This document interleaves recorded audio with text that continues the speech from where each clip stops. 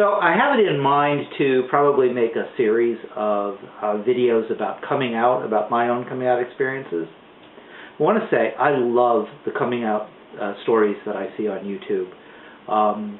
I hear the pain sometimes, I hear the joy, but it's pretty wonderful to me because even when I hear a really sad story where things didn't go very well, I'm so impressed by the strength of the people, particularly kids today, teenagers, even younger kids are coming out, I guess. But that's very rewarding to me to see such strong people, and also to see that on average, on the whole, it's become a lot easier for people to come out than when I did. So I do want to make some videos about my coming out experience, which was extremely painful for me, and of course in the end, wonderful. I could not have lived if I did not, literally. But I don't want to do that today. Today I want to tell a coming out story of mine. And one of the things about coming out that many of you know or are realizing is you have to keep doing it.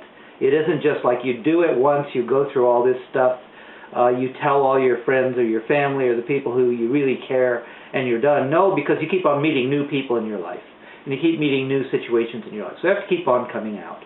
And so one of the, I think, more enjoyable coming out experiences I have was about 15 years ago when I was working for a high-tech company, and I had hired a woman to work for me who I kind of thought was lesbian, but you know, you can't ask, and it really wasn't relevant. She'd been working for me for a couple of months, and then we planned a trip to Japan. She and I were going, and about 5 other people from another business unit who all did the same kind of thing. We were going to Japan to meet at our affiliates, to do some training for them and communication and tend to the relationship and that sort of thing. And she asked, probably about a month and a half before we went, if she could, at her own expense, bring someone, another person. And I kind of had a bet with myself whether that was going to be a male person or a female person, because again, I was pretty sure that she was lesbian at that point. And I said fine, of course, if she was going to pay the extra expenses, that was fine. There was no need to pay extra for the room since it wasn't going to cost more. And, you know, we just got that squared away. Well, so the day came that we were supposed to go to Japan, and I actually got sick. And I was delayed about 24 hours in going. So when I got there, I discovered that she had indeed brought a woman with her, and she had indeed come out to everyone there. And we all went out to dinner. And so we're sitting in this restaurant in Japan, and there's 1, 2, 3, 4, 5, about 6 of us sitting at the table.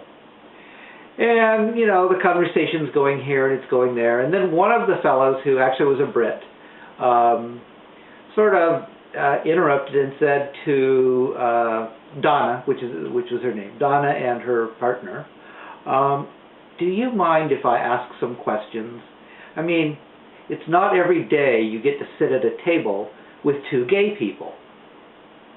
Now, I had never made a particular point about being gay to people. If it came up, I mentioned it, but I don't recall that anybody at work had ever asked. And I had certainly never said anything to Donna about it. But I couldn't let that go by. So as soon as he said it, I just said 3. And he looked at me and he said, what? And I said 3. 3 gay people. Now the fun thing was every jaw dropped.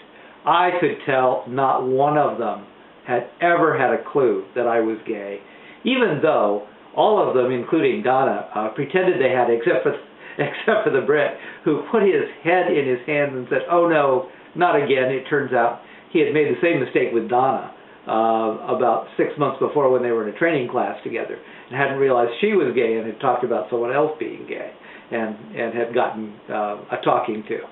So I thought that was just hilarious. The best part was when we got on the plane to go back, Donna and I were sitting next to each other, and she said, I never had a clue. You completely fooled me.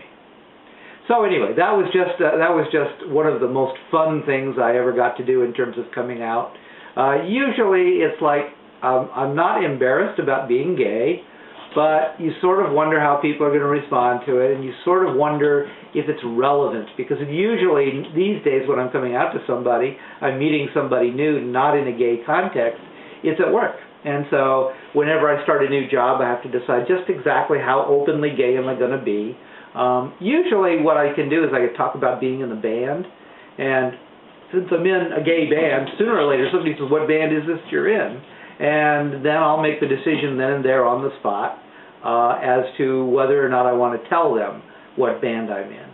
But working in San Francisco and nowadays, increasingly I worry less about the consequences of coming out anyway, so I do it. But that was one of the most fun times.